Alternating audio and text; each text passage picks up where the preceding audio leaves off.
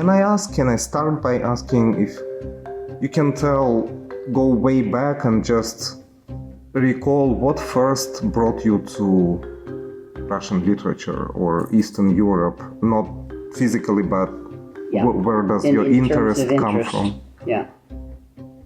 Go ahead. Oh, you want to tell him your Khrushchev story, or? Well, in other words, how did I get interested in the Soviet Union? In the Soviet Union. Mm-hmm. Well, I grew up in a family that paid a lot of attention to the news, and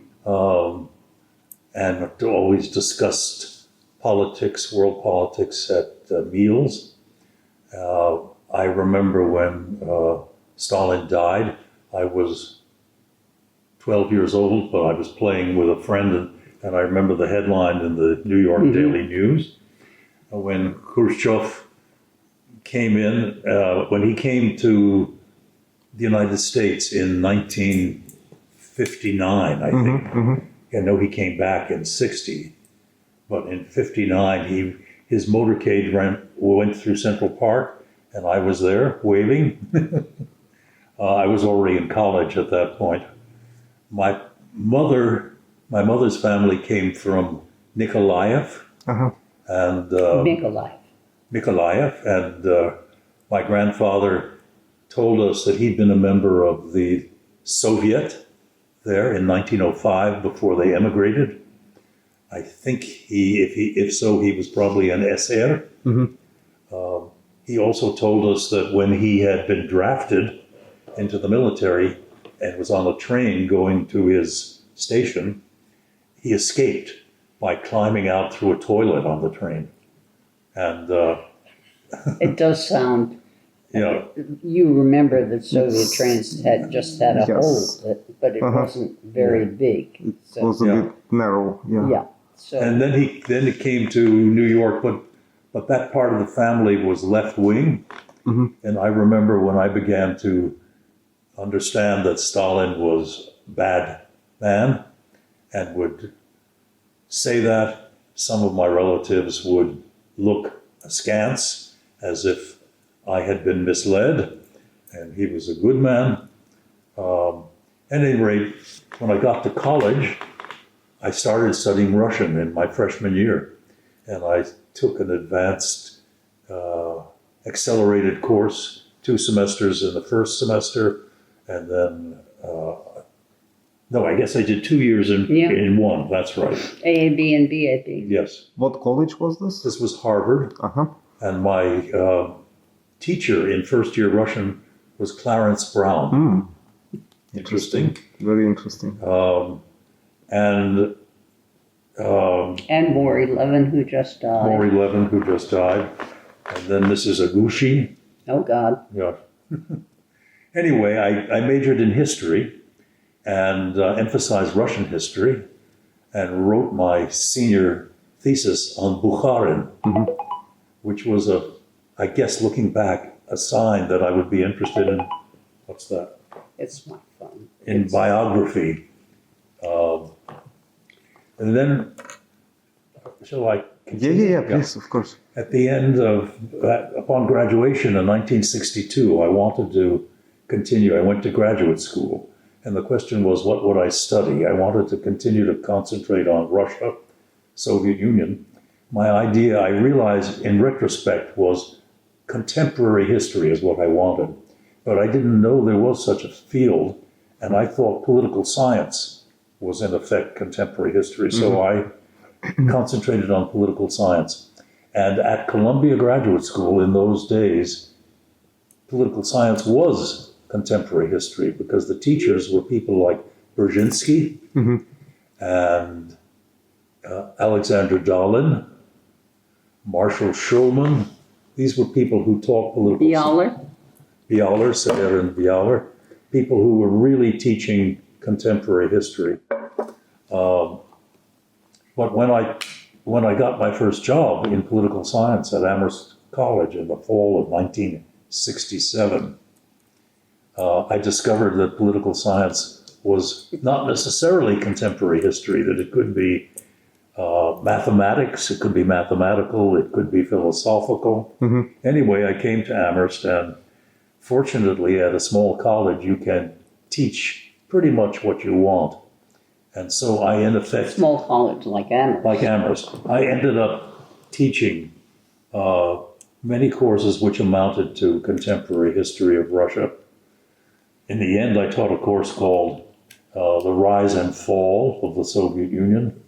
Another thing you could do at a place like Amherst was you could teach courses together with other faculty.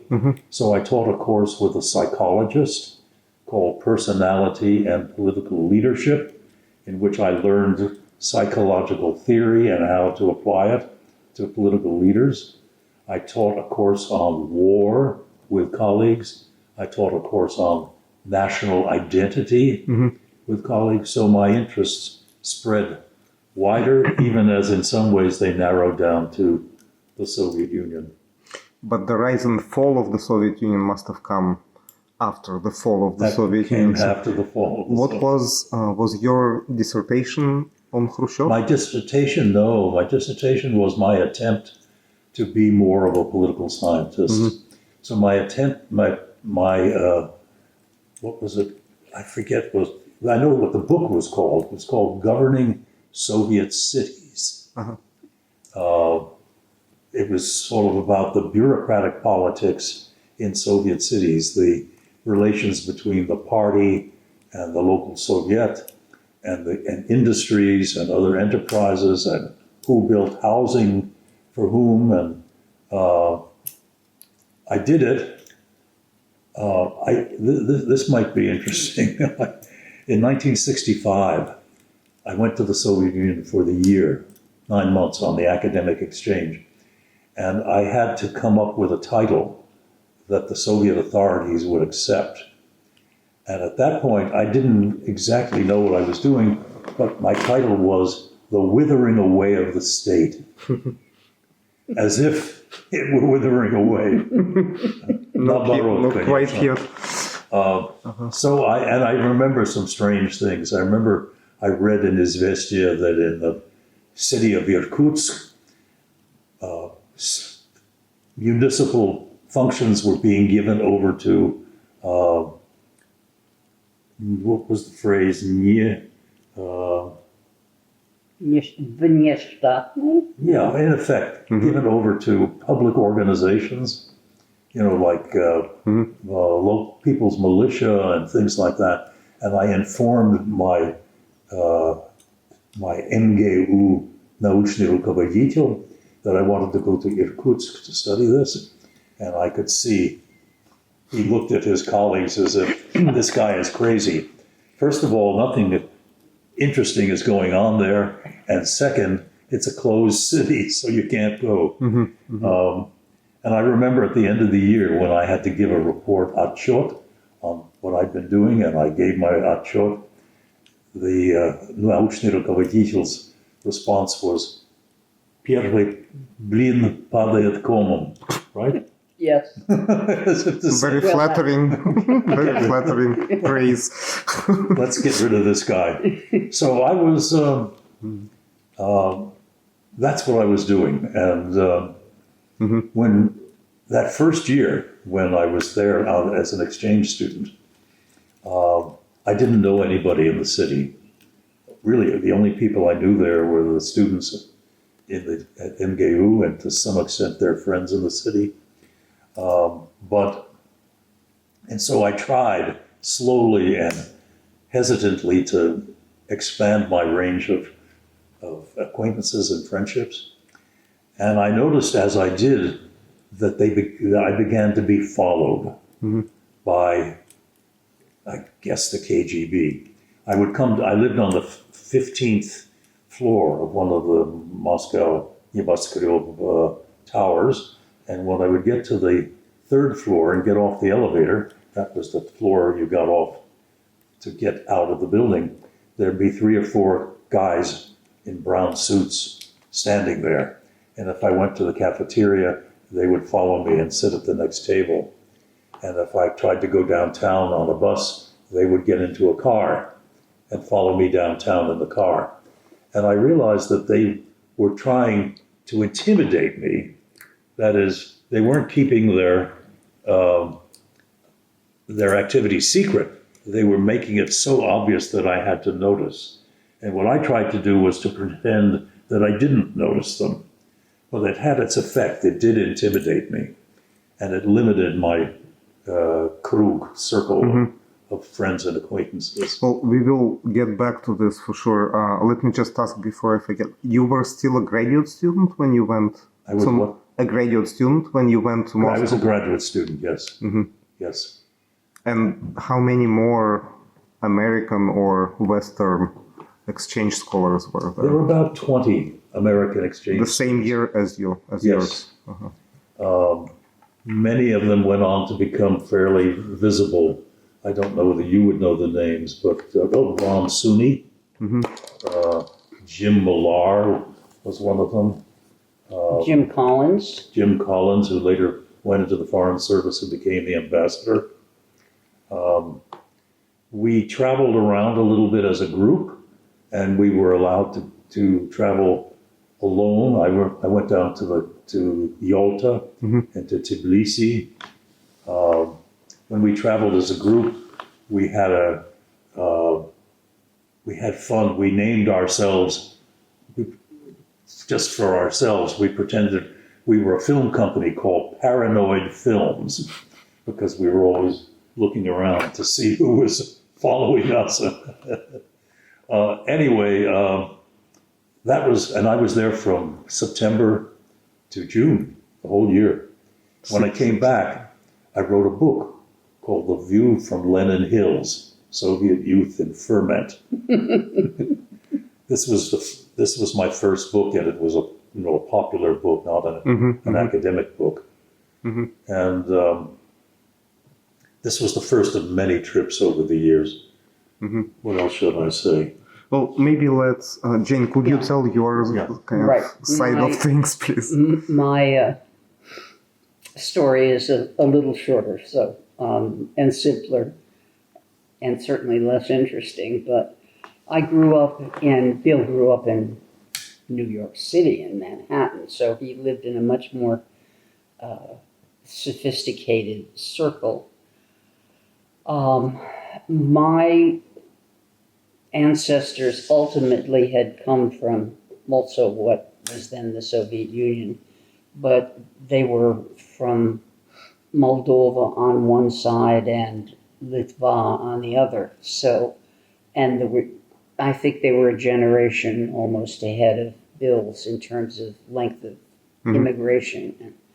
So I vaguely knew that it was there in my background, but I didn't really, no one in my family spoke Russian or anything else besides a little Yiddish.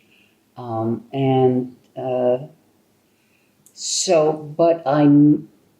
I liked languages. As I was studying, I took a lot of Latin, which was a big help, and French. And where did you grow up? In high school, Attleboro High School. It's in southeastern Massachusetts. And my story was that we did watch some news on television in our family. I remember the newspaper the day that Stalin died, full, But I also, The Berlin Wall. The Berlin Wall, right. In 1960, there was the Berlin Wall. And it sounds idiotic, but 61. 61. It was very simple-minded. I kept seeing the signs at Checkpoint Charlie saying, вы сейчас уезжаете, выезжаете. And I could read the French and I could read the English and I couldn't read the Russian. And I didn't like that. I was curious to be able to read that. So I said, when I get to college, I'll start taking Russian. And I did. Also, another factor was there was much talk at that point in the United States about how we had to catch up with the Russians in science and math. So because of that, I not only took Russian my freshman year, I took semi-advanced math and semi-advanced chemistry. And by the end of the year, it was quite clear that I was not going to be contributing to the war effort, shall we say that. My interest lay more in literature then. And so I gave up the science, and my freshman year, I had not taken Russian because I was talked out of it by a Radcliffe dean who said, "Humph, everyone's taking Russian around here and they're failing it left and right.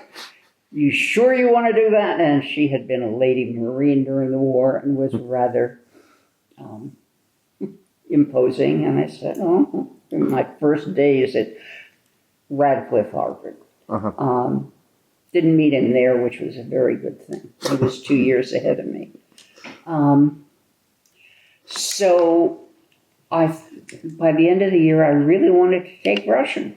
So I did in Harvard Summer School, which Harvard would only accept its own summer school classes anyway towards the degree, which became useful later on, which I can mention. But Attleboro was 40 miles from Cambridge on the main line of the railroad. The railroad, thank you.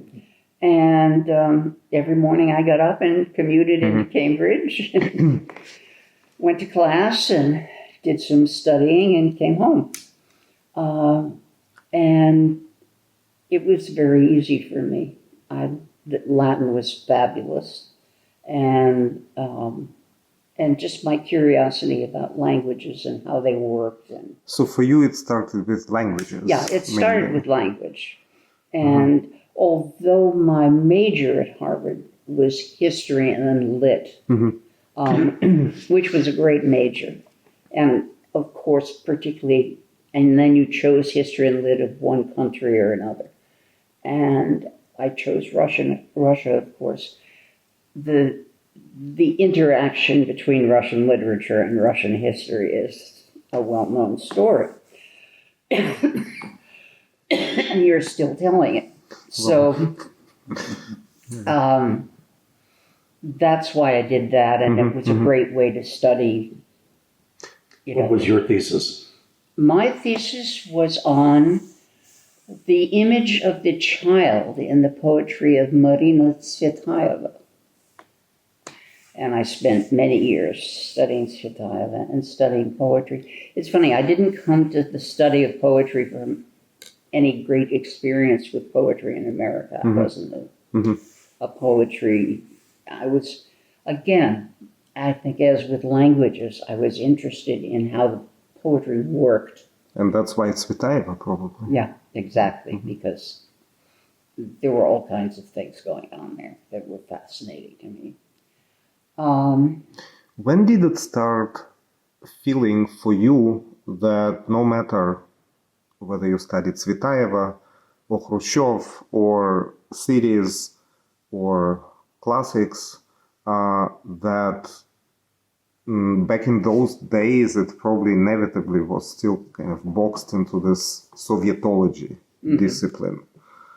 Do you have a moment when you kind of had to face this kind of academic reality that no matter the field, literature, history, even language, it all was very much kind of at the service, let's say, of politics. Right. Bill probably was closer to that than I was. It was the early 60s when I was in college, and that was Tsvetaeva, Khrushchev.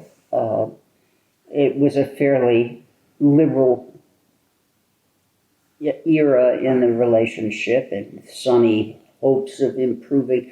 I would often say to people that I was studying Russian because I wanted to make our two countries understand each other better. I mean, I was naive in many ways, but I came from Attleboro, Massachusetts instead of the Upper West Side. I should add one other thing that prompted me to study Russian history was this sense of my relatives with this positive view of Stalin and the Soviet Union, and what I was learning on my own and then as a history major about the Soviet Union. I took a course with the then dean, you might say, of Soviet politics studies, Merle Feinsod at Harvard. So I was getting a fuller picture.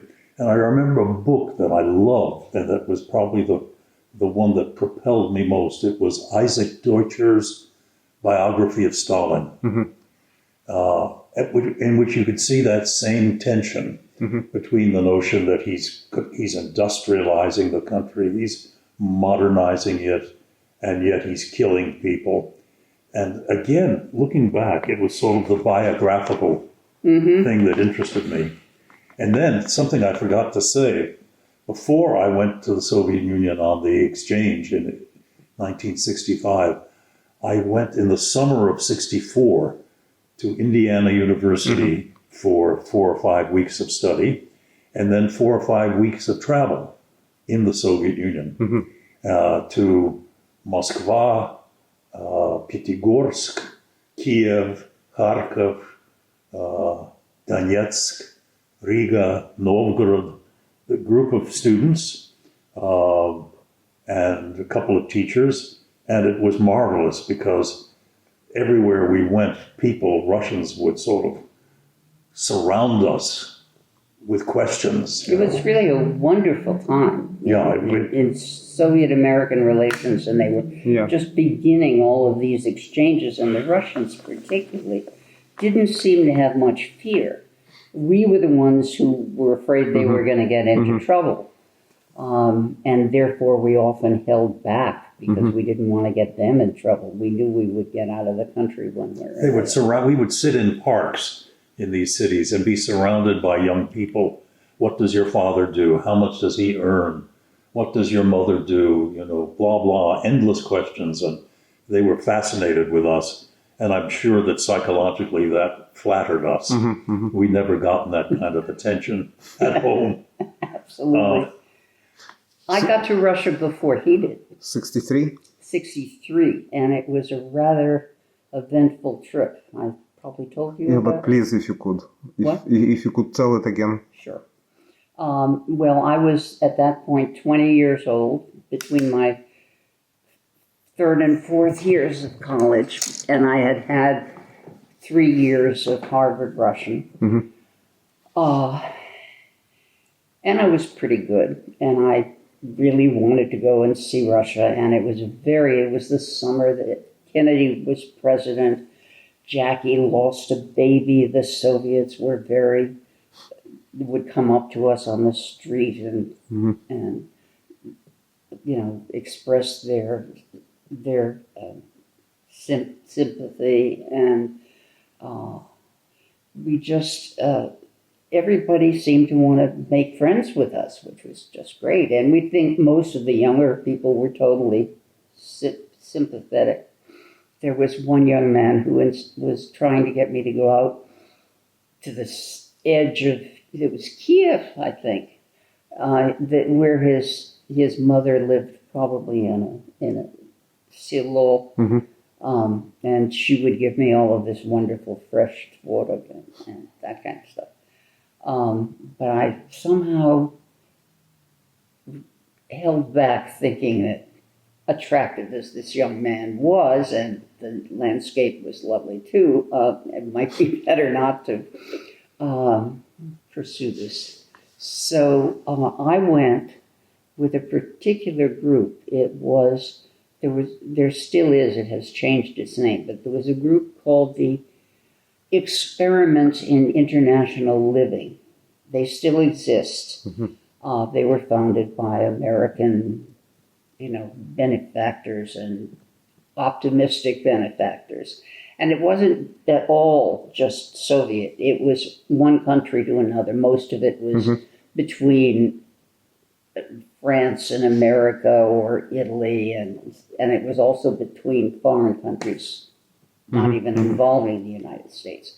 And the major idea was to go for a summer or a semester and live with a family, because that was where it was all about. Well, the experiment had been trying to put together a Soviet program, but the Soviets kept saying the family is not basic unit of Soviet social life. So they said, why don't you go to what was it called, the camp on the Black Sea? Arctic. And I think, in fact, the leader of my group had been once to Arctic on such an excursion and decided it was not what she wanted to do. So to get a little mobility, even though we couldn't live in families, we did a private trip. As far as they knew, we were just a group of young people, college students, traveling within tourists. We had to live, I told you, stop me if I told you the story. Yeah. We traveled within tourists, which meant, and we rented 2 Volkswagen buses in Germany. So here we are in these 2 Volkswagens with German plates on it. And after a very short period of time, we realized that we drew a picture of the American flag and put it on one of the back windows. And everything changed when they knew we were Americans and not Germans. And they would, I can remember particularly a place like Poltava, and we would travel all day and stop at a tourist restaurant for a beer. And when we would come out, the vans obviously had drawn crowds in the first place, and then these people would turn to us and give us the same kinds of, what did your father do? How much did they earn? I saw a movie the other day about an American black being thrown out of a store or something or other. Is it true that Americans could buy shoes of the quality that he had on him? That kind of thing. Okay? Yeah. So it was a delightful, fascinating summer. In the middle of it, there was the treaty for the test ban treaty. And we were down in the south, and we didn't believe it until we got back to the embassy, and the embassy told us, yes, this was indeed true. We were in Europe for about a week before, and we flew over in a plane that was so old it was a propeller, stopped in Ireland and then in France, and where there was a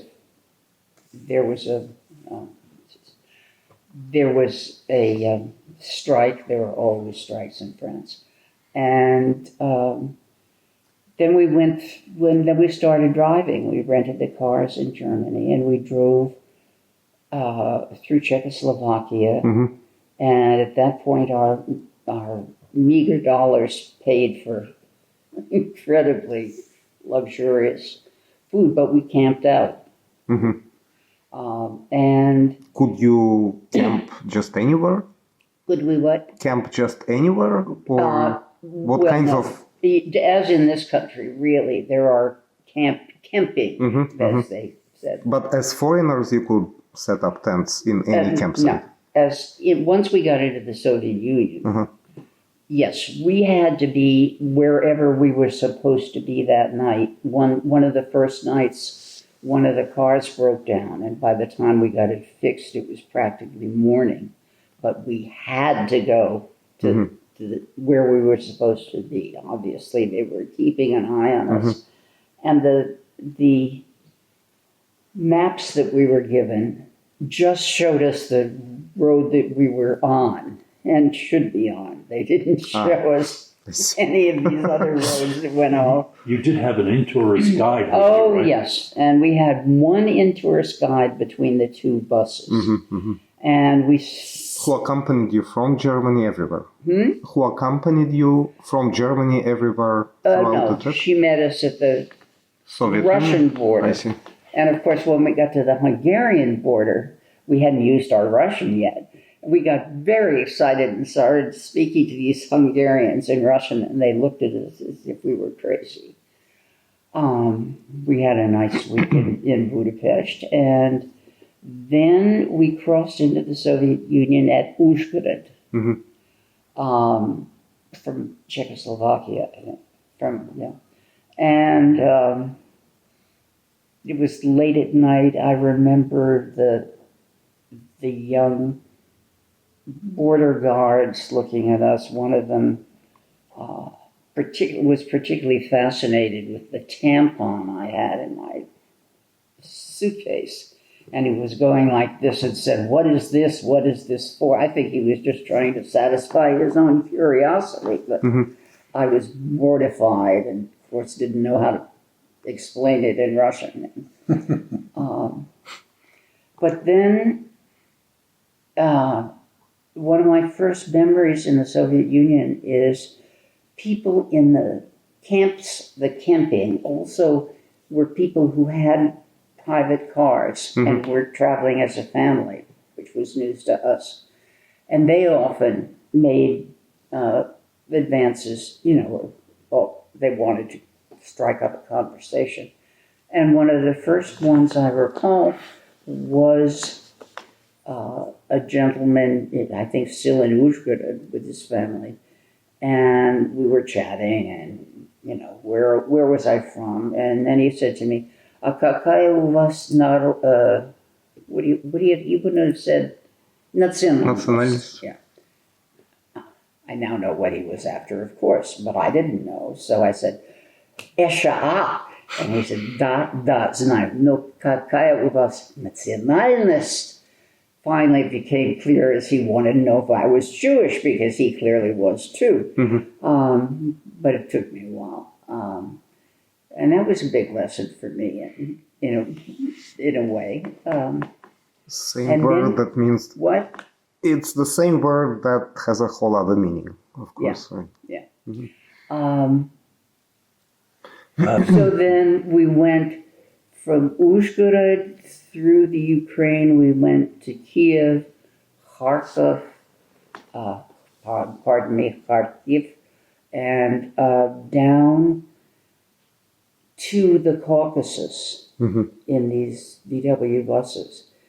And we went on the Georgian military highway, which was at that point not universally paved. And we had to make our way through herds of sheep. And we started seeing people with these tall fur hats. It was, I was 20 years old. I was very naive, much more than Bill, about the world. How many of you were there? There were, I think, they were 12 of us and our leader, who had been to the Soviet Union before. There was a doctor, which is a relevant point. Not a doctor, a medical student. And they were mostly from colleges around Cambridge, because that's where this private group was recruited. And how long was how long? It was entire 6 weeks. Oh. And I think the 6 weeks in the Soyuz, and I think it was more, including Europe. So it was a great trip. And except that, so we went down to Tbilisi.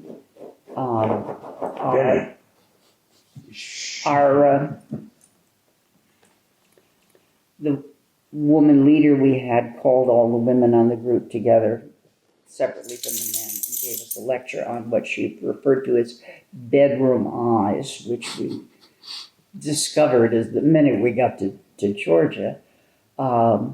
And we had a wonderful time. And let's see. And then we came back, and we went up to Leningrad, came back, and on the way back from Leningrad, on the main road from Leningrad, which was a three lane road, on the way, well, after Moscow, and then we went to Leningrad, and then we came back, and we were supposed to go out the next night to Minsk, about to spend we're on the road to the Minsk camping, which was on the other side of town, I think. So we You turned your lights down to park. I had been driving, ironically, and fortunately, I had just turned the wheel over to one of the men in the group, the only man in the group who was carrying a guitar with him and a Bible. He was a graduate student in linguistics, and these are relevant because he ended up in jail for 2 years. In Soviet special lageria, it's not lager. Lager. Well, what's the plural? It's lageria. Лагеря. So He was in with foreigners. He was not in with Soviet prisoners, but most of them became Soviet citizens because they were taken as children from Spain. Many of them, I suspect, were probably gypsies and thus had not oriented themselves very well inside Soviet society. And so he learned a lot of gypsy songs with his guitar and super Russian. I was jealous. But we stayed a couple of days. But go back to the accident. Jane. The accident. Okay. So he turned his lights down, as we were told to do, and just as he put them back up again, there was another car approaching us on the other side of the road. And he saw, with the lights on, right in front of him on the road, an older man walking a motorcycle, whether it had run out of gas or what. But he was not on the side of the road, and the VW had those big side mirrors. So Peter tried to swerve, but the other car was right there, so he didn't have much. Anyway, he ended up hitting this poor man on the back with one of the mirrors. And the short story is that despite all of the help we tried to get, he was lying on the road for hours because the Детская больница wouldn't take him because he was in the wrong hospital. People would not, in those days, give us their telephone to use. There were no cell phones. They wouldn't let us in the house. Fear. And I remember a conversation with the procureur, who seemed to me fairly a nice guy. That may have been his approach, but he was saying to me, remember каждый четвертый, you're in Belarus, and etc. This, we suffered terribly during the war, all of that. Anyway, that was that. And the man died. Yeah, the man died. So what did you do when the accident just happened? You stopped and... We stopped. The tourist guide went totally into hysterics and was utterly useless. And David, who was the med student, was trying to do whatever he could while the other bus went back into Minsk trying to get help. And finally, I guess someone came, but it was more than a couple of hours. And the poor man turned out to be bleeding internally. And he was about 65 or so. He was a veteran of World War II. But they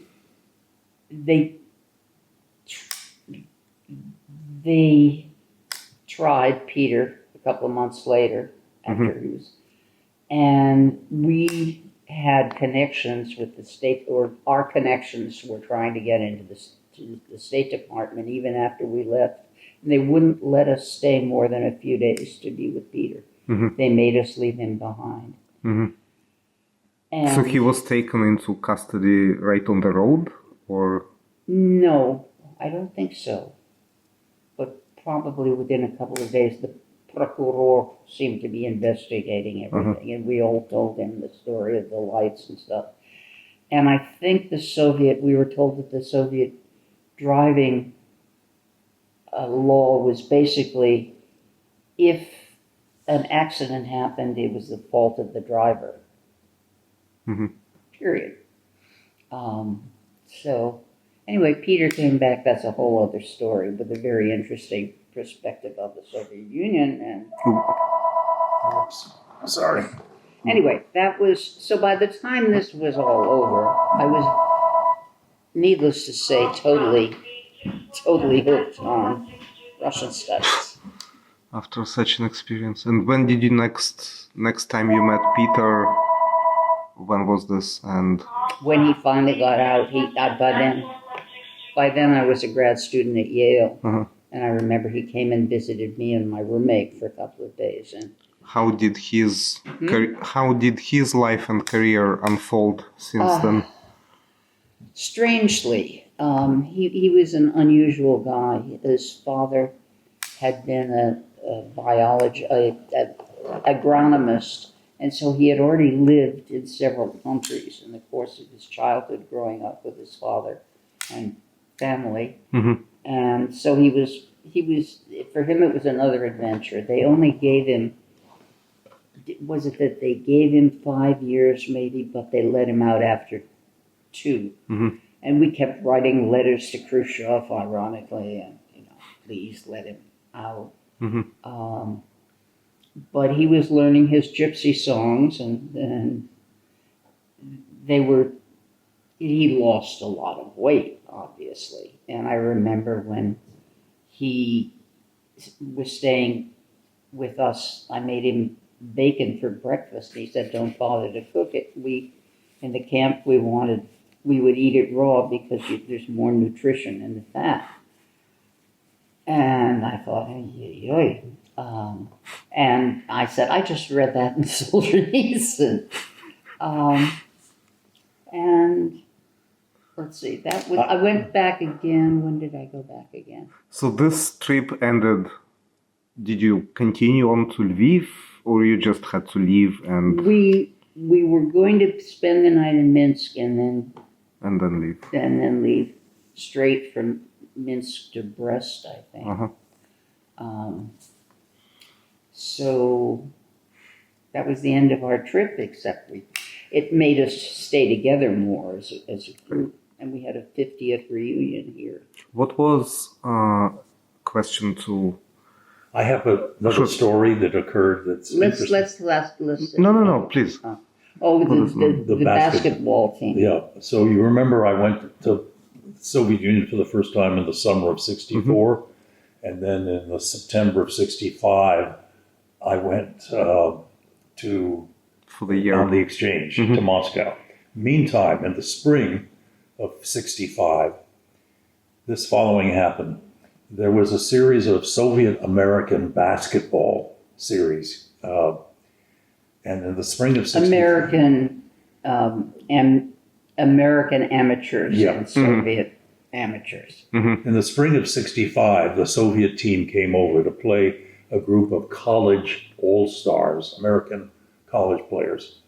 And the Soviets, of course, brought their interpreter, and the Americans, it turned out, did not assign. They hadn't thought about it. They hadn't. And this was discovered at the last minute. And somehow it reached the American mission to the United Nations, where a woman worked who was a friend of mine. And she said, well, I know Bill. Maybe Bill would like to do this. So they asked me, and I said yes, although my Russian was terrible at that time. So I traveled for 2 weeks with the Soviet national basketball team to St. Louis, Los Angeles, San Francisco, Seattle, Las Vegas, and I became a kind of helper for them For example, the first game was actually in Las Vegas, and the public address announcer said before the game, as you've probably heard, and now, ladies and gentlemen, the Soviet national anthem. Ошибочно, they played International.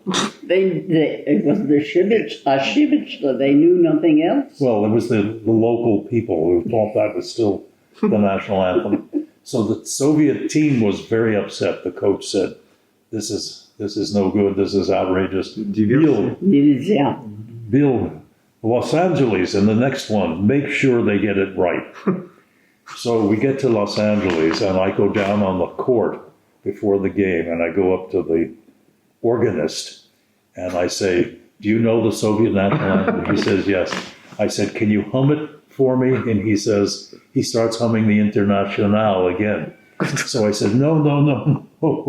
So I stood there, and I hummed the proper one, and he sort of took notes, and when the announcer said the Soviet national anthem, he got it right. So that meant that obviously a good. You recreated the anthem for the Los Angeles brass band. The other thing was that the local public address announcers could not pronounce the names of the Soviet players. So they turned that over to me.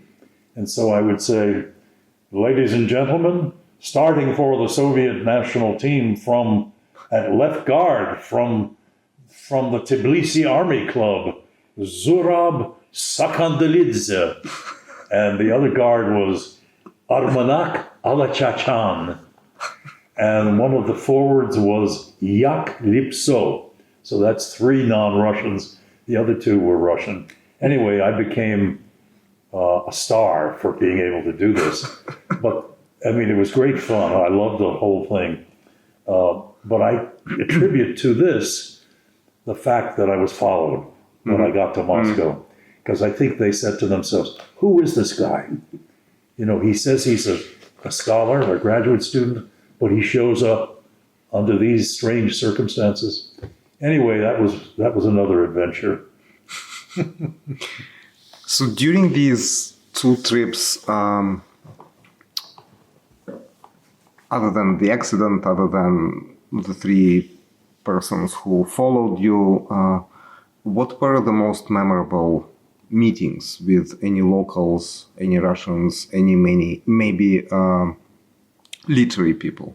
Had you met any during this first? If you're interested in my experience as an exchange student, read the book. I have a book. Yes. Yeah. Did he give it to you last time? No, I don't have it. I can get one. I would love it. Would you like it? Of course. Don't you have several of them? I think I do. You can lend him one. Yeah. Don't let him forget. Yeah. Or you can do that later. Called The View from Lenin Hills. Very Bulgakovian. Yes. Yes. What's that? I didn't hear that one. Very Bulgakovian, the end of Master and Margarita. Yeah. So who were these people you mostly had to or tried to communicate or just came across? During the year as an exchange student? Yeah. So who would be the most they were all lasting they were my impression? fellow students I met in the dormitory. Not necessarily. I was in the Юридический facultet, which I discovered was low prestige, compared to Philfac or the natural sciences. But I met, lots of people. I'll tell them the story about the poor. There was this one young woman whom I met. We didn't date, but we sort of saw each other a little bit. She did me the honor of inviting me to the wedding of a friend of hers. From the university. Yeah, at the university. So I went to the wedding, and I was, what's the phrase? General na svadьбе. I was, the American. And so they figured he was a general. Anyway, it was fun, and years later, we began corresponding. She wrote to me, and when Jane and I went... She had tracked him down through the Harvard alumni office. Yeah. From somewhere way out in Siberia. Yeah, God knows. So on a trip, Jane and I met her in Moscow, and we talked. And she told us the story. She had been a nuclear physicist. And because she had brought an American to this wedding, and because she seemed to be a friend of an American, she was blacklisted. She was not allowed to have a job in nuclear matters. For the rest of her life? For the rest of her life. Somehow she ended up in Central Asia, but she was a very sad person who had been victimized by me. And that made, when I learned this many years later, I realized this was the kind of thing I was afraid of, that by socializing with, nice, innocent Russian young people, I might compromise them. I might put them in a do where they would be hurt. Do you think this realization came later, or do you remember I remembered at the time I was afraid. Already then? I was afraid to socialize too closely with Russians. In the dorm, I figured it was safe. But in the city, going to people's homes seemed more dangerous. I thought that was part of my paranoia, but I was worried about it. And then in retrospect, many years later, when she told us this story, I realized that I probably was right to be concerned.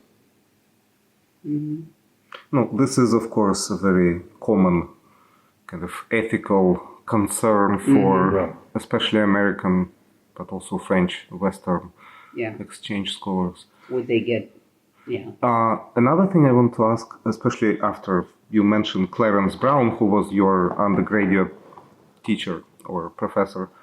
So he was among not just the earliest American academics to go to Moscow for a semester or a year.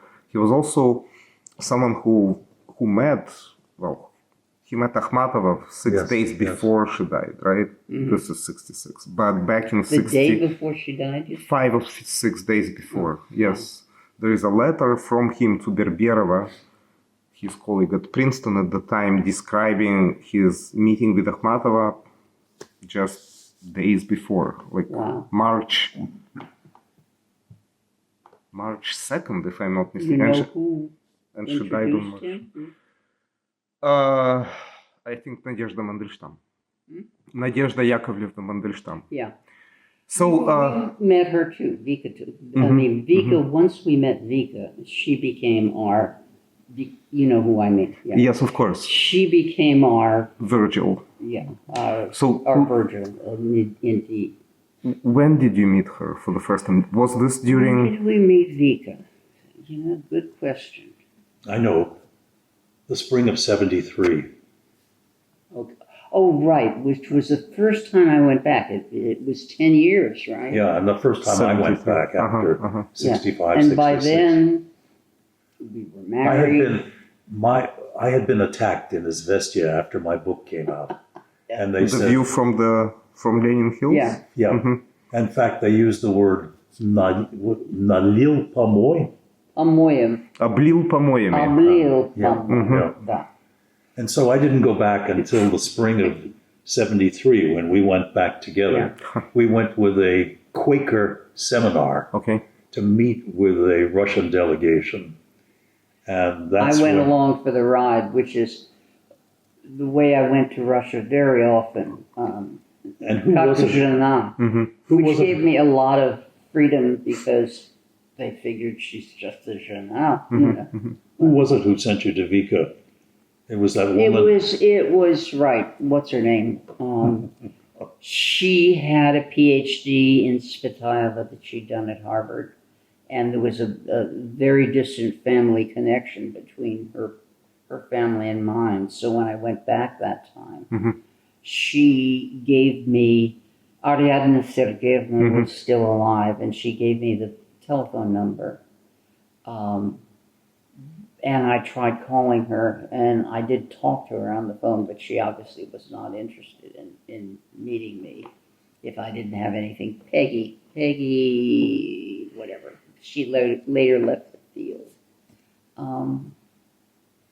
I want to break in by saying I was naive. It never occurred to me to go back to Clarence Brown before I went over there for the. So you had no stories from him, no like.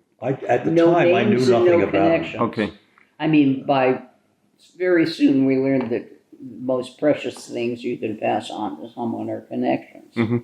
And there were Russians who did have American, and once they did, they got, everybody sent them to Mhm. their friends.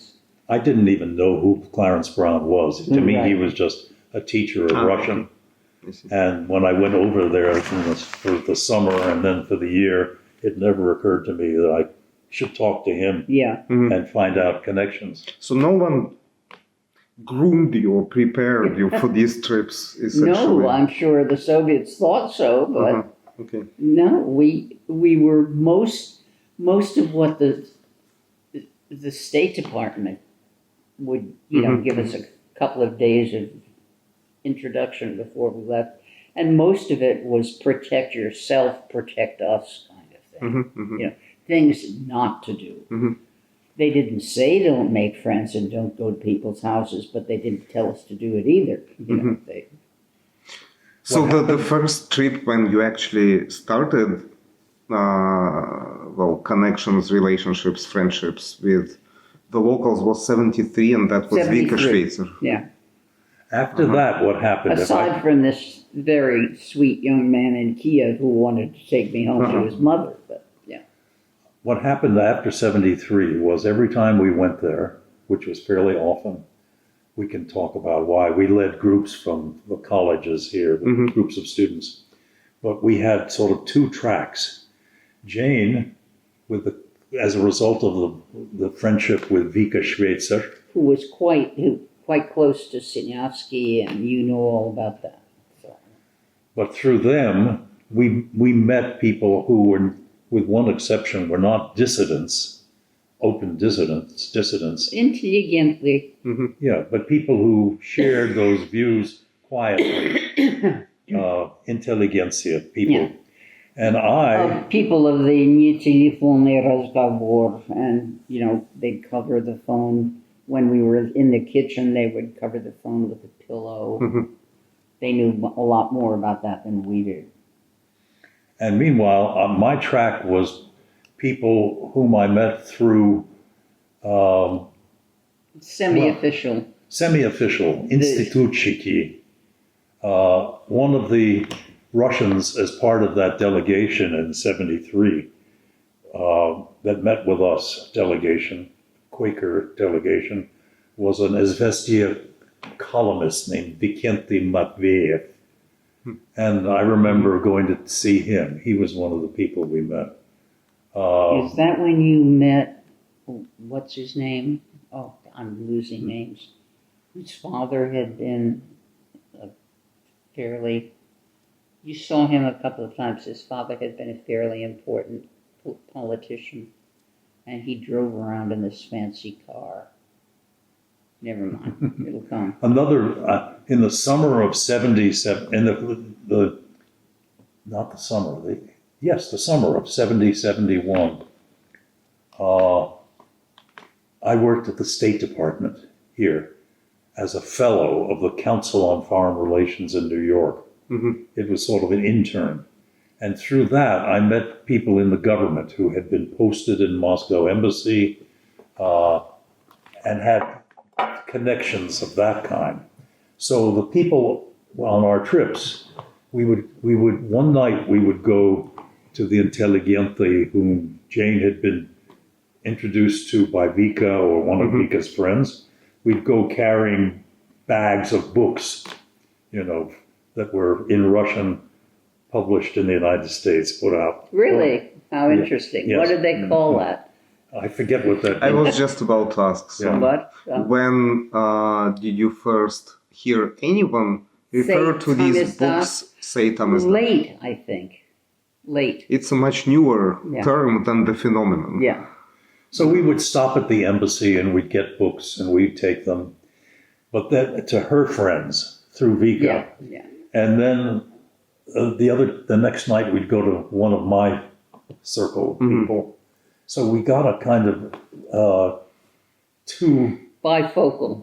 bipolar picture of the Soviet Not Union. entirely bipolar. I remember one of the people I had met in the State Department was a guy named Arthur Hartman, who later became the ambassador to the Soviet Union.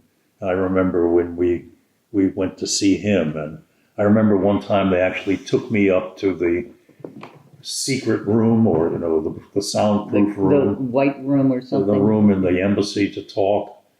And I didn't have anything to tell them. I never worked for them. I was never approached by the CIA or the FBI.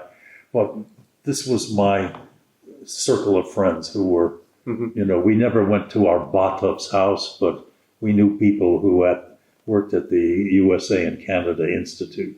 Some of them turned out to be quite liberal, like Pechatnov.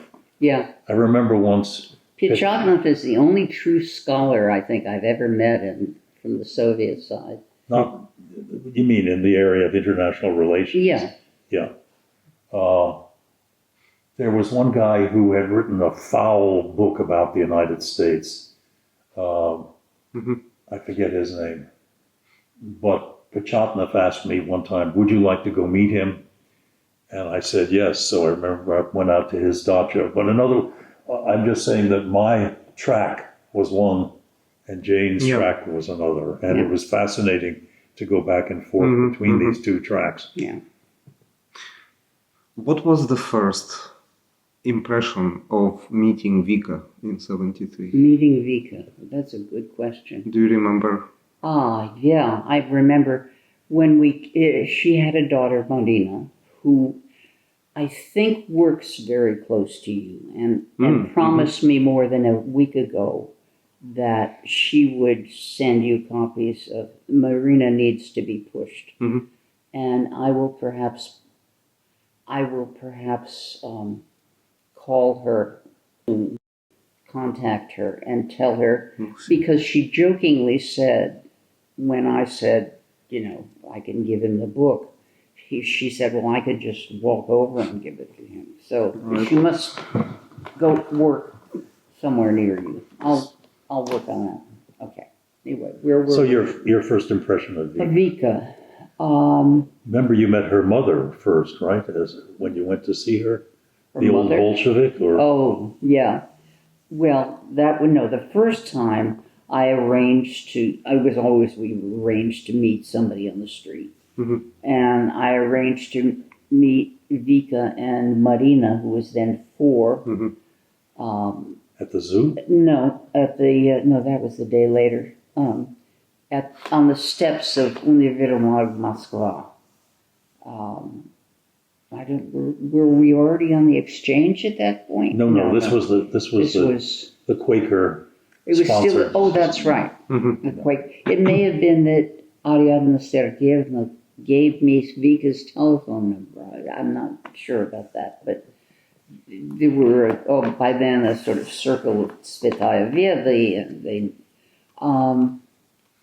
and so we met with Marina, and she walked me. She lived quite close, and she took me to her apartment. No problem, because Misha had served already 3 sroki. Have you read? Yes. Yeah, you've read the whole thing. Well, I've read Детдом. Детдом, yeah. By the way, there's 2 editions. There's one. What's the line from the Here we go with the Internationale again? Кто был никем, тот станет всем. I've got both editions, but I don't want to part with them. I could loan them to you, but let's get some from Marina that you can hold on to. Okay. Your first impression of Vika? First impression of Vika, I think, was probably pretty accurate. She was a totally open person. She could care less about the Soviet government. She had already gotten in trouble with Maya Sinyavskaya?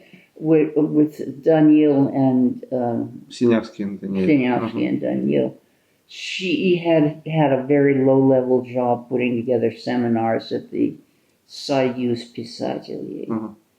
And somebody, I could probably find out, or you'd probably know, had organized, probably Maya Sinyavskaya, that's who it was, had organized a campaign to get members of the Writers Union to sign a petition in their favor, to ask them, I don't know, to go easy on them, let them out, something, while they were, I think, still up for, I'm sure that story Well, is they back. emigrated the same year, if I'm not mistaken, in 73. The Sinyavskis. No, they didn't emigrate until, when did Who, they? Vika? Yeah. No, 79. Vika later, but Maria Rosanova and Sinyavsky emigrated in 73, so Yeah. it must have been around that time. Yeah, yeah. Obviously, if they had emigrated, they weren't writing anymore because they were out. By the way, Vika and Rosanova were very close at that point. But by the time I left, finally, sort of my final trip, I think, in the 2000s, Sinyavskaya and Vika were having some typical Russian intelligentsia fight about somebody's attitude to somebody else. Yeah, we were staying in Vika's apartment in something like 2016, and Sinyavskaya came over, and boy, That was when we were there for you can figure it out, because we were there for Mikhail Sergeyevич's 70th birthday, oh, really? or 75th probably, if it was 16. 75th. He was born in 31, Yeah. so that would have been, Yeah. 75th would have been, 16, I think. Yeah. Anyway, Maya Sinyavskaya was brutal about Vika. She, cursed her up and down, left and right. So something had gone I wrong. think it had to do with, there was another dissonant. I don't know. Anyway, I didn't if understand. you really want to know, I can, but But at that time, you wanted to talk to Vika about Tsvetaeva mainly, right? Right. That was your main right, purpose I of had meeting been her? told that this, and I had this image of a nice little old lady who had known Tsvetaeva, or who was, I don't know. I'll try to reconstruct in my mind. But she had a great sense of humor. She was full of talking. She wanted to know about me. She took me right back to her apartment because of Peggy. I mean, I had been, Vouched for. everybody was vouched for by somebody. And you tried not to give your friends' addresses to students or others who you didn't know they could trust. But, people would trust that we didn't send them somebody who was not trustworthy. On the other hand, never mind. I don't know. But, yeah. So can you tell me more about those books that you kept carrying to people's homes? Who gave them to you? Where did you pick them up? We didn't really do that much of it, did we? We all knew that you could get copies of books At the embassy? At the embassy, or what you would do was I don't know who, you would know this, who we contacted to say that we were going, and they would send books for us through the Diplomatic approach. that would be waiting for us. I don't remember that. Yeah, because it was really me, because the kinds of books that Bill, So Vika would introduce us to some of her closest friends. like Nadezhda Yakovlevna. And then, so we would go to Vika's house, or we would go to the friend's house. And on these occasions, they would usually, in the beginning, invite other people whom they thought we would find interesting. Or who would find us. Us interesting. It was, it was that. We didn't meet that many people. and we got quite close to the people we did meet, especially Vitya and Olya and Yeah. Yakubovich. That's really the only family we have left, and they're Mhm. at this point with two Well, military-age sons. They're now in Tel Aviv, and Mhm. Well, they eventually died, but their daughter is in Tel Aviv with her husband, and her two And her- sons are in Israel.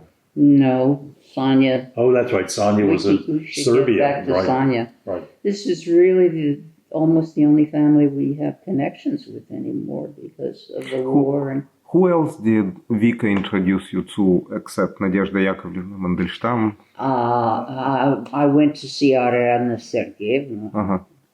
You did? I didn't No, know. it was. I think I went with. I think I went with the whatchamahoosies. He was a member. He was a chemist, and they lived here in Amherst on the exchange. And he was a member of the Academy of Sciences, and they lived. Bogdanov? Yeah, Bogdanov. And they lived in the Bosnia because his father, I think, had been the scientist. He was. At MGU. Yeah, right? and they spent a whole academic year here in Amherst on the exchange. And we did something unforgivable one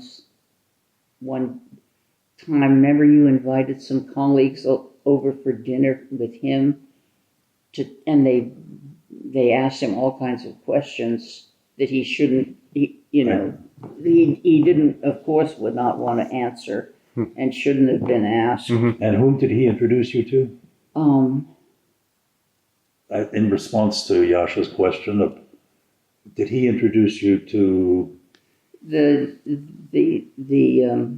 what's their name? Kopelev? No. No, who gave me Kopelyev's name? Because that was one of the first that I did. Probably whoever gave me Vika's name, I think. So you met Kopelev in Moscow. Tell him your Yes, story. that was this was one of my first.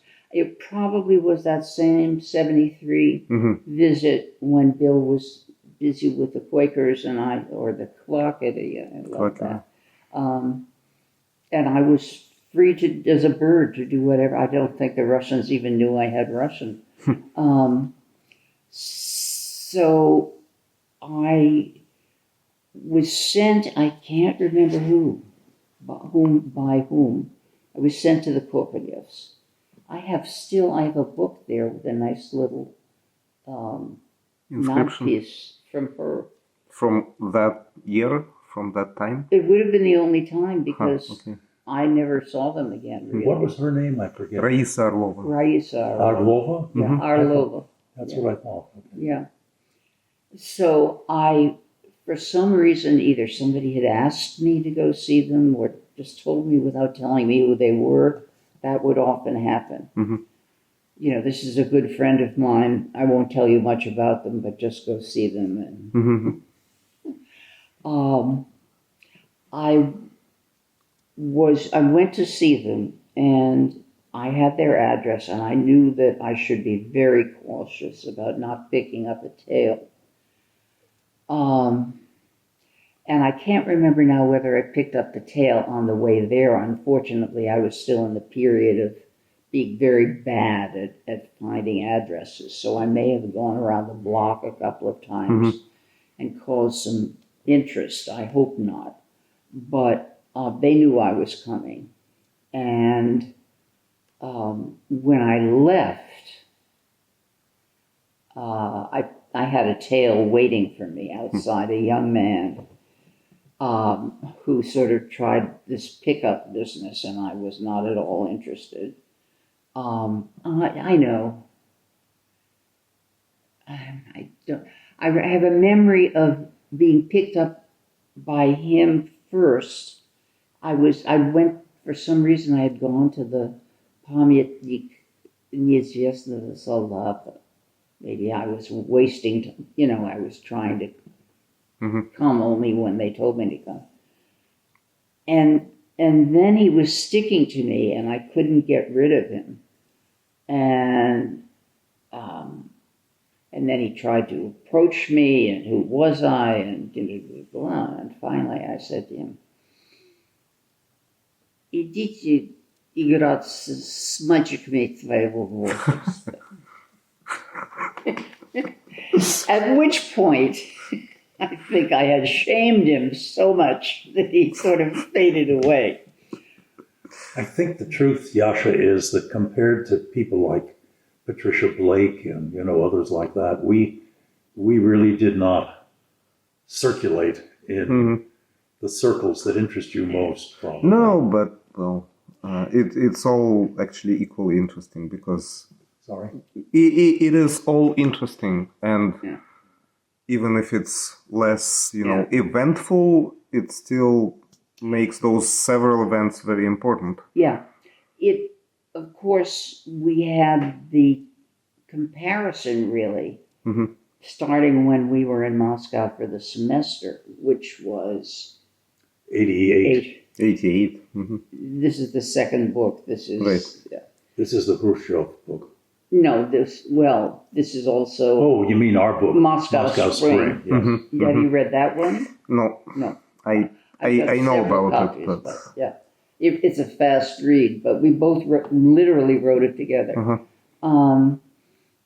Anyway, where was I? Tell me where I was. Where was I? oh, maybe I wanted. Oh, yeah. Please. Oh, yeah. Okay. The only time I remember, there are a couple of times that I remember taking things in. I took in a copy of the second volume of the Tsvetaeva 2-volume prose, trying to tell somebody that I was really interested in Novogodnaya because I was interested in Rilke and things like that. That's the only book that was ever taken away from me. But I think it's the only book I ever tried to get in through basic, Thomas thing. And they did take it away from me, and they said, As you were entering the country? yeah, they said I could pick it up on the way back, on my way out. And of course I didn't, because I figured they were going to make some money off it, and it was going to go into circulation anyway. So, And lots of people, did perhaps Kopelev or any of Vika's friends ever ask or kind of hint ask for separate special books? No, for to take any manuscripts on your way out? Oh, no. Never? Well, we wouldn't have done that. Because we knew that was I think most of that was done by the embassy. Right, or take it to the embassy. You've never been asked? I don't remember doing that. No, I don't think so. We were very cautious too. No, I don't think we even knew. Well, the only connection we would have had with the embassy was the year that we were both there on the exchange. That was 88. Oh, yeah. That's when I was doing my Khrushchev research. And then, too, I made up a topic I was afraid to say Khrushchev is my topic, so I said something like the origins of détente. That year is described in Moscow Spring, though, that visit. Yeah, I will. That reminds me, I'll go get those books. Okay. And I have we can figure it out by the age of Alex. That must have been fairly early because Alex was a small kid. And I had ordered, you could order through, before you went, tell the embassy what you wanted. They would give you a list of things that they had, and you got all these great books free. And I do remember that one time, and I had Alex with me, who was maybe 6, so that would have been one of my first trips, which it doesn't sound like it was, but it would have been, judging by the age of Alex, who's now 55. And might have been that first trip with the Quakers, because one of those trips, Bill will know whether it was the one with the Quakers. We brought Alex along. Mm-hmm. Oh, I know. We had several early trips where we were going with students, groups of students in the early 70s, with Amherst students, and that would have been when I would have taken Alex along. Anyway, I went into the embassy and I had one of those L.L. Bean tote bags, and Oops. they cut out, look at the picture on the top, they cut out the girls he had his arms around from the photograph. And another, of course, fascinating, very interesting topic is meeting people here in Amherst, such as Vika, or maybe anyone else who you had first met in Moscow, and then a few years or many years later, you basically host them here. So, we invited Amalrik to speak here. Amalrik? Yes, don't you remember that? Andrei Amalrik. Okay. And we invited Sinyavsky, and we interpreted for Sinyavsky, we and Stanley Rabinowitz. Three of us. We invited Nemtsov here, but I don't remember we turned that into contacts with whom we followed up in. No, sometimes there were people we didn't know, like that woman who was the first feminist, and she was on the front page of Ms. magazine. Suddenly there was a big issue about women, feminism in Russia. She gave a talk. There was a big crowd of women. And people were sitting on the floor, And at one point she said, мы хотим контролировать деятельность всех женщин. No. Controlировать жизнью. That I can't. Okay. Okay. With the instrumental case. Женщин во всех странах. And I looked. Jane was translating. And I had no idea what control. I mean, I knew where the word came from, but I didn't know what it meant in Russian, which was considerably different from what it means in English. So I paused, I looked towards Bill. You knew enough not to translate it as we want to control the lives of women in all countries. So she looks at me, and I knew. Because I knew he knew that. This was my kind of language. So I said, monitor. Well, you tell the story. At which point, all I had to do was turn to Bill. It was I and Bill and Stanley. I had only to turn to Bill and ask him something, and they were so militant that they said, "Нет, мы не хотим вашей помощи." But you said. So then I said, to make it worse, I said, "Но он мой муж, и он лучше знает этот язык, but I never got to он лучше знает." At which point, to make it even worse, Vika gets up and accuses her of being what did she accuse her? Of being an old Bolshevik, or Vika's mother was an old Bolshevik, by the way. Well, anyway, it ended in a sort of a mad riot of people accusing them of everything else. It was a disaster. So when did Amherst start to become such a hub, such a place where Vika was here and Brodsky started teaching and all visitors and guests? Because we invited her. I mean, Vika's the only person we've ever sponsored for immigration. They decided they wanted to leave, and they asked us if we would help, and we said, of course we will. When was this? When did she come? When she came, it was with a document listing her sponsor as the Amherst Jewish family service of Yeah. Amherst. Uh-huh. Не было. It was just us. Это мой. That's you. That's us. What year did she come? When did she come? 79. 79. Phoebe was a year old. And they came right around the 4th of July. Well, I don't remember that. Mm-hmm.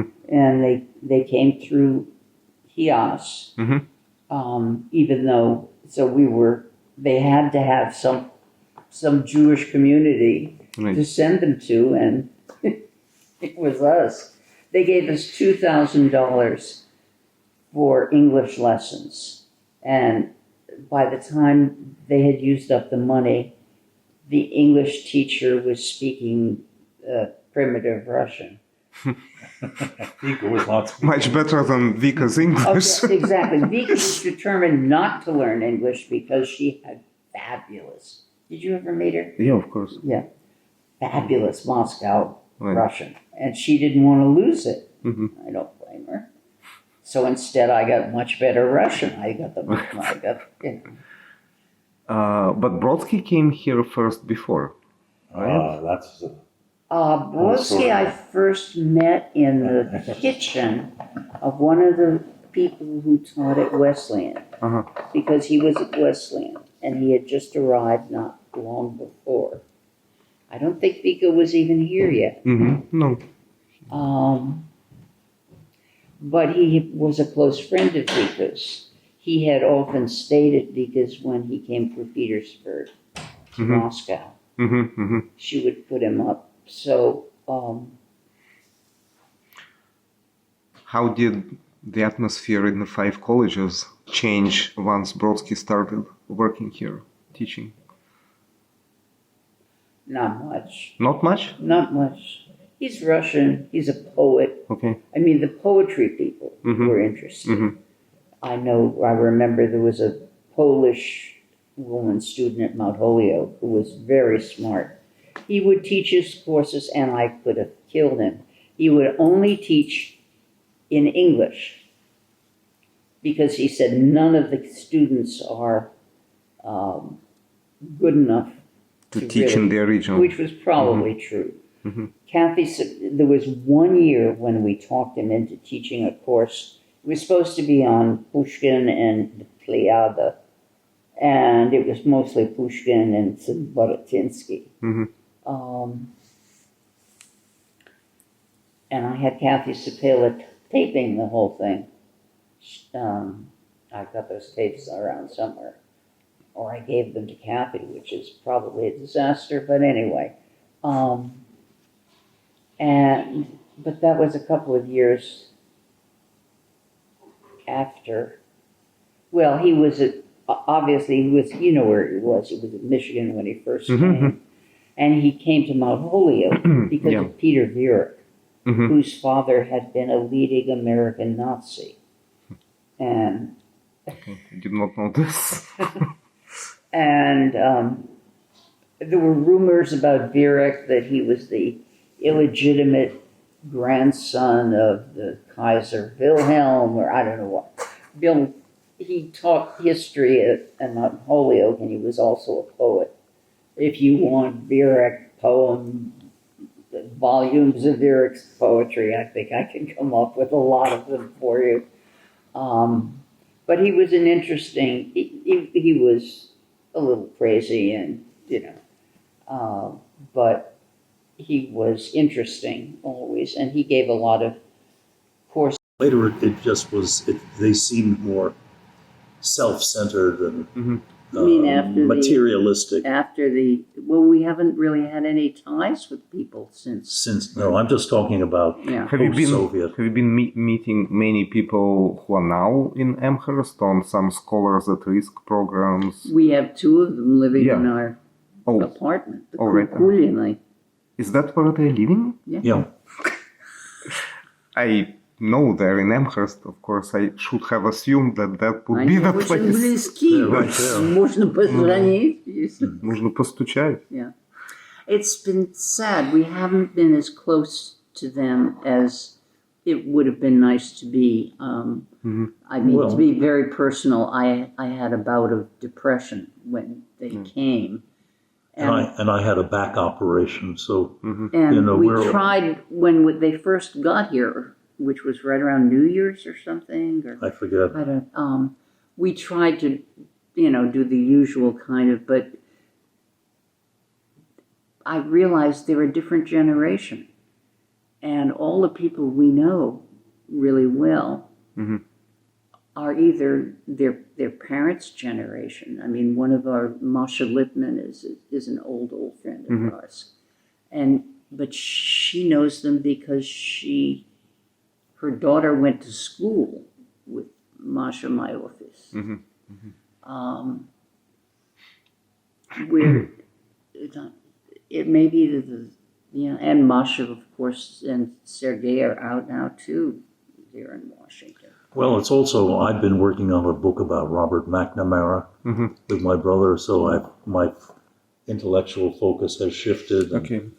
We're older and not that well some of the time. So we haven't been, obviously, since 18. 18 was when the Russian translation of Gorbachev came out. Yeah. I'm asking this, of course, because this kind of ties it back to my question about so-called Sovietology, which was, of course, all about, the 90s seemed to be the ultimate accomplishment of the Cold War Slavistics, right, and Sovietology and even literary studies. When you no longer had to smuggle books in or out, you could freely travel, not only as academic exchange scholar and with special embassy kind of protection, and but it is important to hear what people who have gone through all this long distance of relationships between the two countries, but also through their own, of course, careers, kind of punctuated as they are by all these archives, inaccessible, right? Travel, obviously. Well, I don't think American citizens are getting any visas. They're going to have to do things or vice versa. The Museum of Tamizdat in New York. And, well, Bill, I'm sure you've been thinking, of course, having written biographies not just of Khrushchev, but of Gorbachev, and having worked from your angle so much on the post-Soviet period, and what happened during the 90s? Because this is something that, of course, is a very hot topic within kind of the Russian opposition, right? And the Russian society. Anyway, and before he started asking me questions, half an hour after you leave. Before he started asking me questions, he said, "I just want to tell you, my grandfather hated Gorbachev. He was a Bolshevik, and my father hated him because my father was a radical Democrat, and they both hated Gorbachev. And my friend and colleague Vladislav Zubok, who has written the book called The Collapse about the Soviet Union, also hates Gorbachev and blames him essentially for the collapse. So now I'm in the middle. I'm not in the middle of it, but I'm observing this debate about Gorbachev and his responsibility. Zubok's alternative to Gorbachev is they should have taken the Chinese path, which means economic reform, but not political liberalism. And his other alternative is Andropov. That was what they needed. So this debate, in retrospect, is happening, I guess, and I follow it. But most of my attention has been on McNamara. Yeah, I think the very fact that Bill, who had enough of slogging around Moscow in ice and snow and going to archives and that, sort of felt liberated to be working in English and working with his brother and